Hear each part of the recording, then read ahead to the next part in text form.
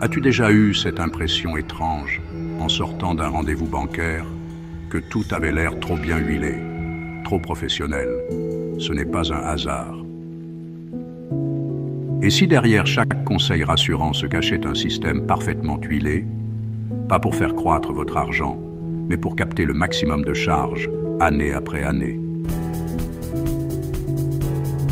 Bonjour et bienvenue sur ma chaîne Shelba Mindset.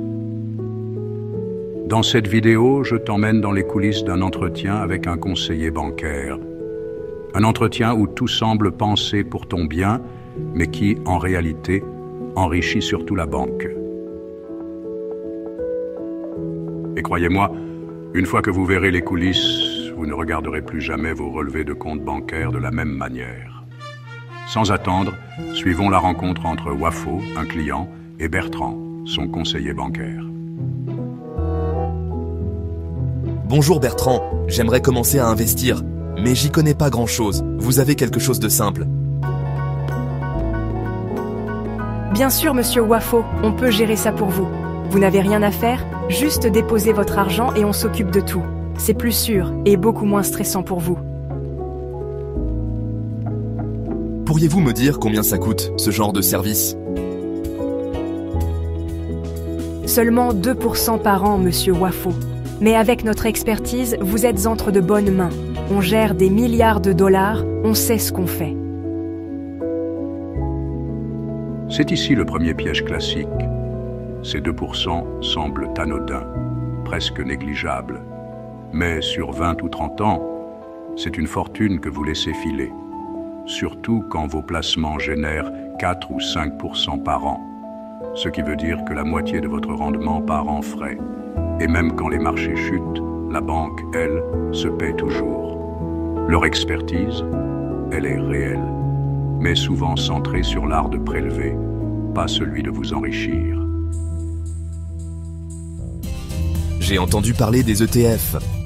C'est pas une option intéressante aussi? J'ai lu que les frais sont beaucoup plus bas. Les ETF? C'est un peu plus risqué, vous savez. Beaucoup plus exposé au mouvement du marché. Pour un investisseur débutant, ce n'est pas l'idéal. Et puis, il faut gérer ça soi-même.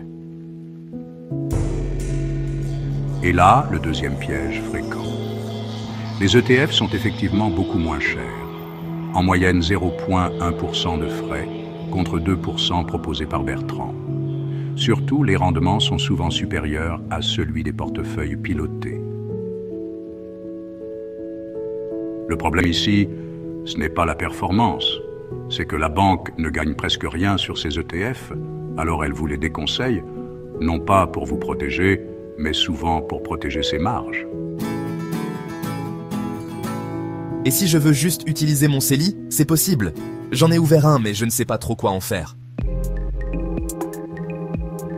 Bien sûr, monsieur Wafo, on peut y placer un certificat de placement garanti, CPG par exemple. C'est sans risque. Vous êtes sûr de récupérer votre mise. Ça vous donnera du 1,5% garanti sur 3 ans. Mais l'inflation est à combien ces temps-ci? L'inflation est environ 3%, mais ça c'est temporaire. Le plus important, c'est de ne pas perdre d'argent.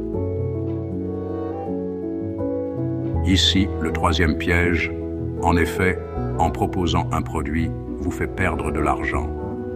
En outre, un rendement de 1,5% avec une inflation à 3%, ça veut dire que votre pouvoir d'achat diminue chaque année, doucement, silencieusement. Ce que vous ignorez est que la banque, elle, utilise votre argent pour financer des prêts à 6, 7, voire 10%. Elle encaisse les intérêts, vous laisse les miettes, et vous dit merci pour la sécurité. Et dans l'immobilier, vous proposez quelque chose? Bien sûr, monsieur Wafo, nous sommes une grande institution et nous offrons une large gamme de produits. Nous avons des FPI.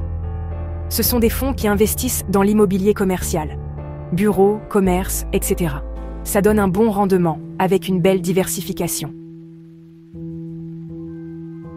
Et le quatrième piège saute aux yeux.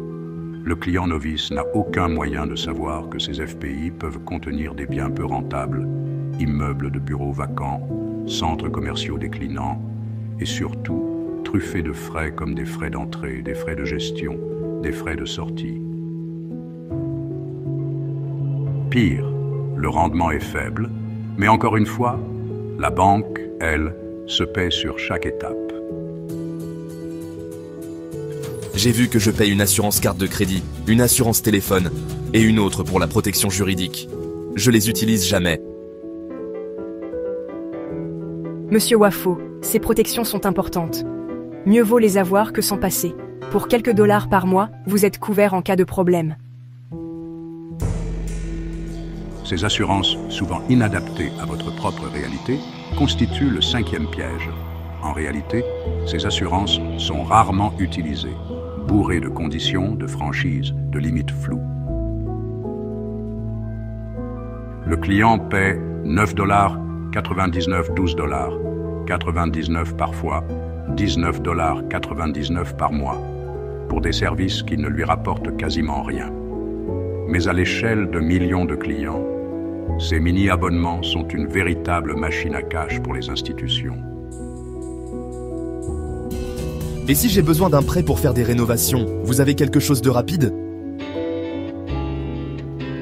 Un prêt personnel à 19,99%, sans garantie nécessaire. Vous pouvez l'avoir en 48 heures, c'est très pratique. 20%? C'est énorme, non ? Oui Wafo, mais vous remboursez petit à petit. Les mensualités sont fixes, donc pas de mauvaises surprises. Ici le 6e piège, l'ultime piège. Présenter un crédit ultra coûteux comme une solution de confort. La mensualité est douce, mais le coût total est salé. Sur 5 ans, le client rembourse presque le double, mais c'est masqué, dilué, présenté comme un service rapide et flexible. Encore une fois, la banque gagne, même sur votre dette. Et maintenant que vous avez vu ces coulisses, posez-vous la vraie question. À qui profitent réellement ces conseils ? Peut-être que vous avez toujours pensé qu'ils étaient là pour vous aider, qu'ils étaient neutres, professionnels, experts. Mais la vérité, c'est qu'ils sont avant tout des vendeurs, avec des objectifs, des primes. Et un système pensé pour que vous fassiez grossir leur chiffre d'affaires, pendant que vous piétinez financièrement. Mais bonne nouvelle, vous pouvez sortir du jeu, apprendre, vous former, prendre le contrôle.